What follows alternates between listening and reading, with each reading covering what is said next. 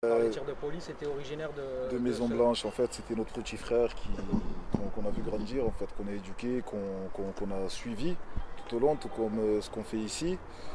Et j'avoue qu'on est vraiment abasourdi aujourd'hui par ce qui s'est produit hier soir, 14 février, vers les alentours de 20 heures. Du coup, selon la police, ils ont agi en cas de légitime défense sous la menace d'un fusil à pompe. Alors, C'est pas la version que vous avez recueillie auprès des habitants des Marronniers, par exemple, des témoins de la scène. alors, au niveau de la police, ils disent qu'ils ont riposté après une mise en joue, d'après eux. Mais il y a plusieurs habitants, donc une dizaine, des témoins, qui ont peur certes, mais qu'on incitera bien sûr à les témoigner, parce que évidemment il y a une enquête et on fera des choses, je pense, au niveau des avocats. Les témoins nous confirment bien que non, le jeune n'a pas pointé l'arme sur eux et que en sortant du véhicule, oui, il avait une arme sur lui, mais ils ont immédiatement, excusez-moi, ouvert le feu sur notre enfant hier soir. Donc il n'y a pas que ça. Ils sont venus en nous disant, ben, une fois qu'il était au sol, continue à bouger. Il aurait menotté au sol et roué de coups en disant on t'a eu. Donc c'est pas qu'une seule femme qui nous a dit ça. C'est des mères de famille, des pères de famille, des jeunes. Tout le monde a la même version. C'est pas un complot ou quoi que ce soit. C'est que nous aujourd'hui, donc nous ces grands frères du quartier, son frère qui est parmi nous et toute sa famille, on réclame au moins une lumière sur cette histoire. On réclame une lumière parce que se baser sur des dires des policiers, ça serait injuste.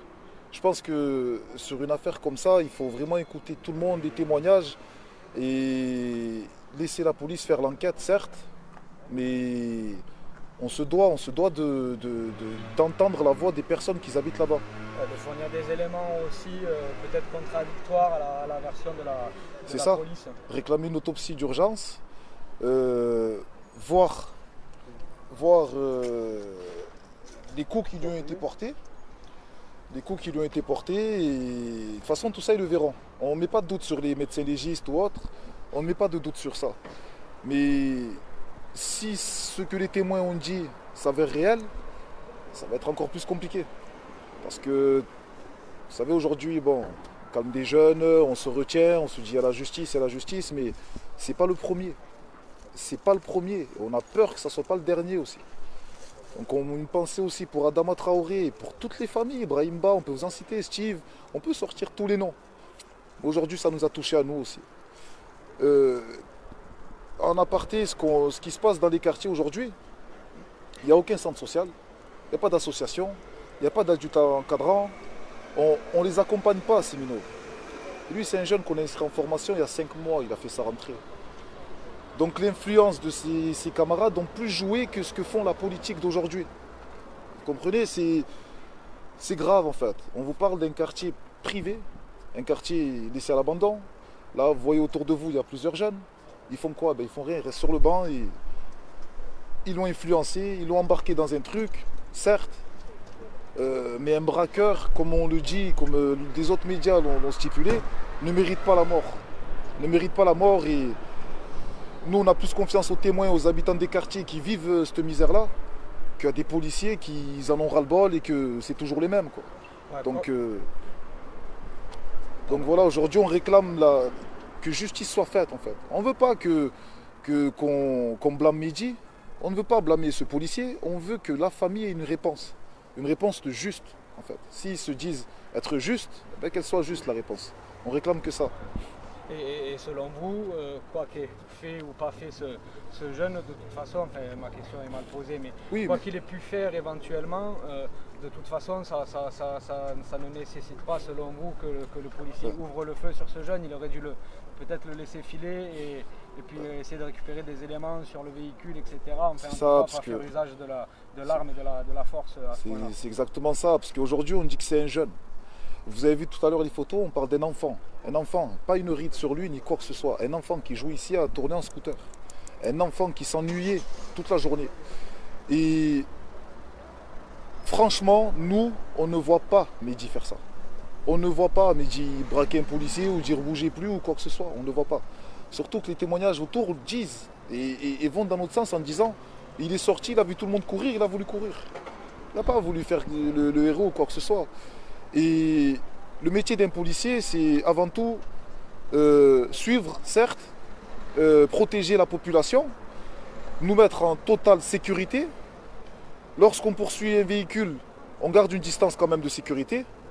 Le véhicule est rentré dans un cul-de-sac, on reste à l'écart, parce qu'on sait qu'ils viennent de braquer comme d'après eux.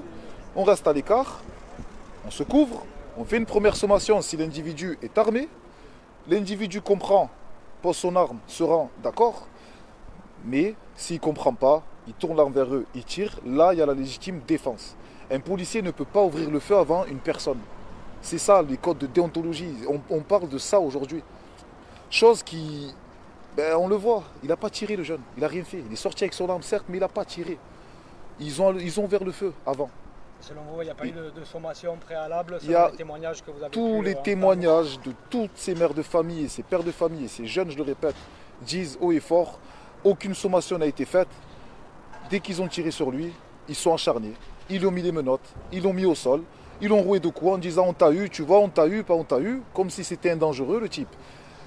Il y a eu une foule d'émeutes, donc ils commencent à descendre parce que les gens ils ont vu ce qui venait de se produire. J'ose pas dire le mot meurtre, mais ils ont vu ce qui venait de se produire. Du coup, ce qu'ils ont fait, c'est qu'ils sont rapprochés en disant arrêtez. Les policiers, d'après les témoignages, lorsqu'ils sont aperçus que le jeune était sans vie, c'est là où ils ont appelé les secours et ils ont gazé tout le monde autour. Donc les enfants, tout le monde courait de partout en fait. Et ils ont embarqué des jeunes avec eux. C'était une misère. Et nous, à notre arrivée hier avec sa famille, il n'y avait aucun véhicule de secours. Il n'y avait que les policiers. Donc non. Et des policiers qui disent à une mère de famille, eh ben ton fils là il n'a pas volé. On parle d'un enfant là. On ne parle pas d'un jeune ou autre. 18 ans, c'est trop tôt. Surtout dans les quartiers. Et ça, il faut le préciser, c'est que dans les quartiers, on a ce truc de rester gamin, de s'amuser encore. Vous entendez les bruits de scooters autour. On s'amuse. On ne sait pas ce que c'est réellement la vie. Donc aujourd'hui, on nous a enlevé une âme qui venait juste de se connaître en fait. Et quoi qu'il en soit, quoi qu'il ait fait ou pas fait, ça ne mérite pas. Quoi qu'il en soit, on demande juste une justice, la justice. Que ce policier-là soit sanctionné ou pas, ça ne nous le ramènera pas. Qu'on brûle des voitures, qu'on fasse ci, ça ne nous le ramènera pas. C'est ce qu'on se disait encore jusqu'hier soir. Nous, on veut au moins avoir une réponse de d'accord, il a fauté, ou non, il n'a pas fauté, c'est Mehdi qui a fauté. Mais ça m'étonnerait de remettre la parole de plusieurs habitants en doute face à un seul policier. Ça nous étonnerait. Donc voilà, que justice soit faite et pour l'instant, on ne peut que soutenir la famille. Alors apparemment, vous connaissez un certain nombre de jeunes qui ont eu, en tout cas qui sont décédés suite à des violences policières, des violences policières. Vous parliez d'Adama.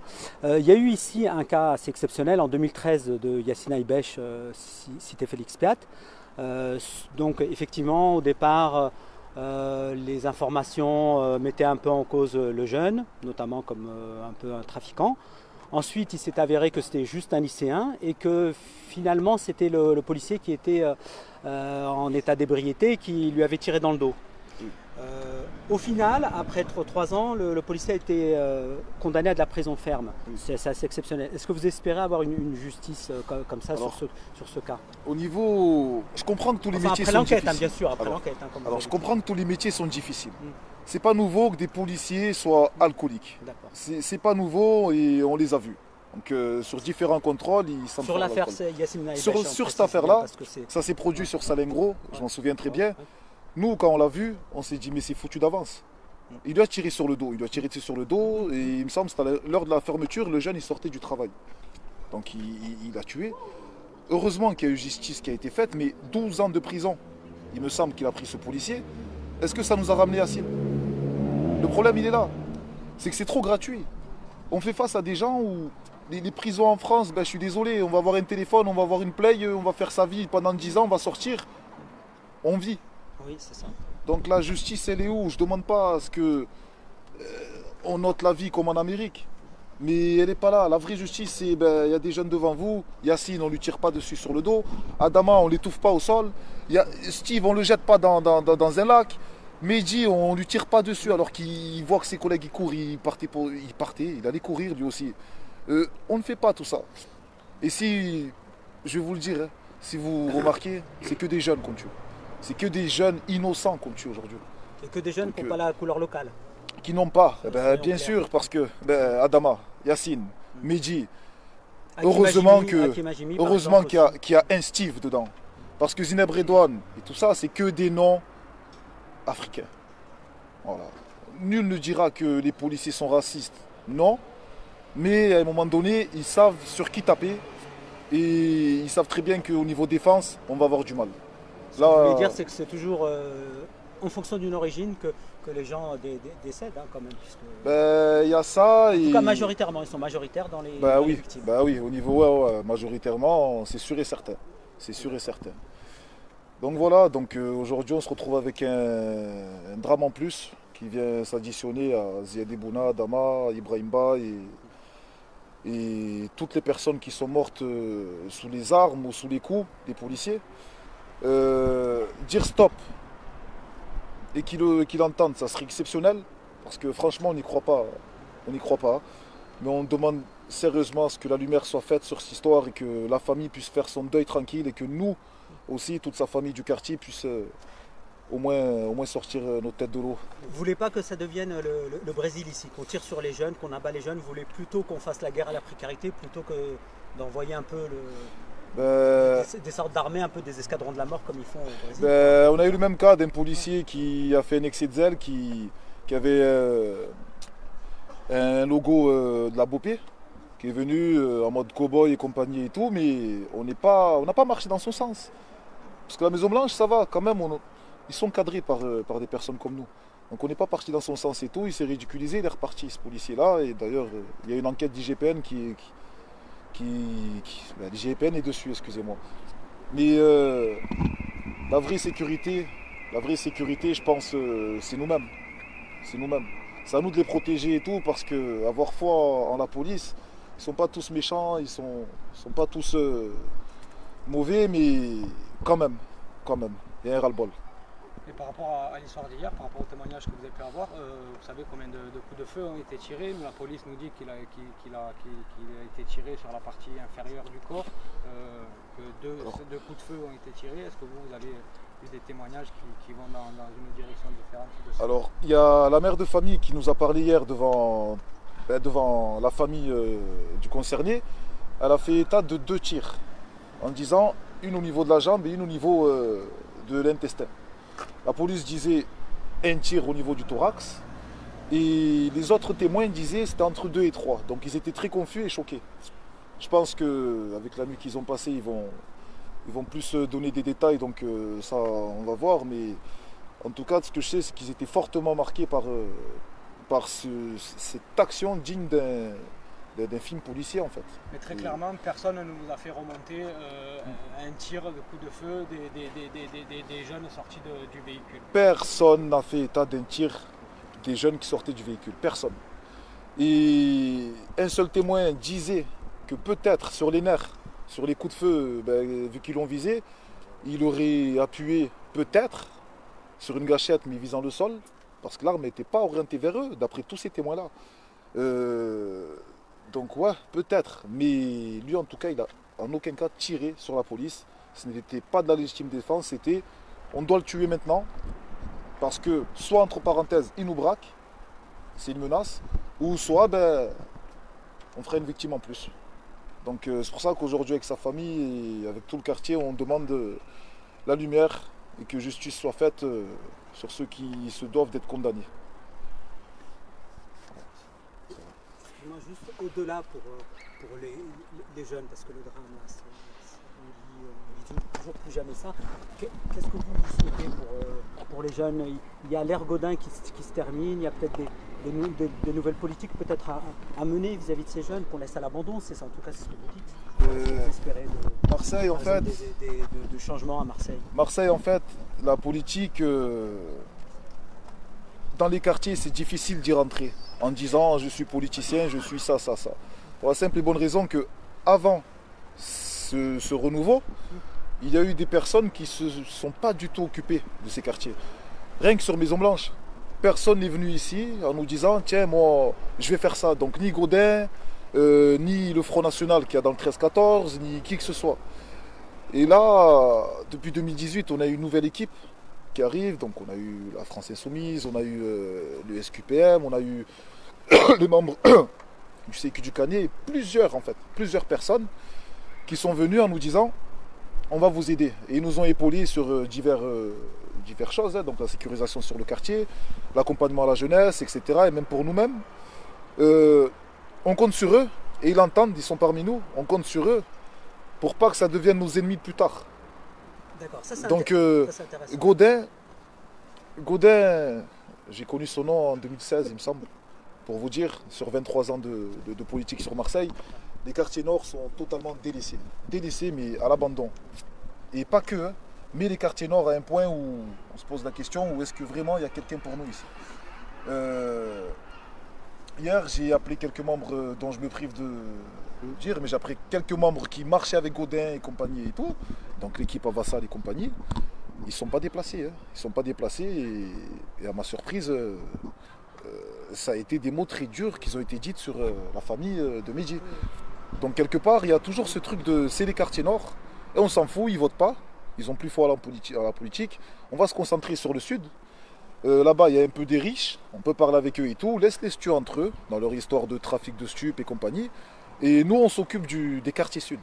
Parce que dire en ville, ça serait aller contre moi, ma conscience à moi, parce que vous avez vu ce qui s'est produit sur Noailles. Donc non, ils magouillent, ils pensent à leur argent, ils parlent avec les personnes riches, et nous, non. C'est ça que vous retiendrez 25 ans de Gaudin. Pas une seule fois il est venu quand il y a Pas un jeune qui est décédé, jamais. Pas que Gaudin, il y a eu Andrieux, il y a eu tout ça, là, les Hauts-Épiens et compagnie, il y a eu tout ce monde-là, et qui sont jamais déplacés pour nous, donc au bout d'un moment... Vous n'avez jamais vu lors d'un décès? Jamais. Jamais. Merci. Donc voilà, c'est vrai.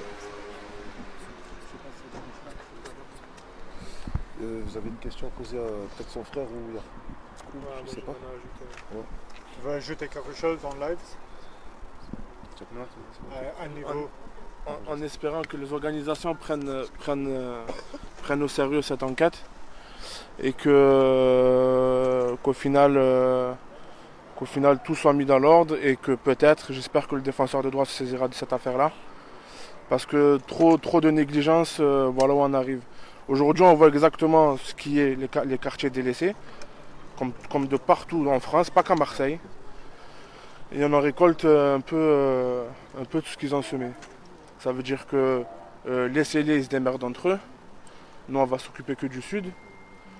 C'est beaucoup de choses qui ont été dites par le maire du 13-14, qu'il ne se manque pas à chaque fois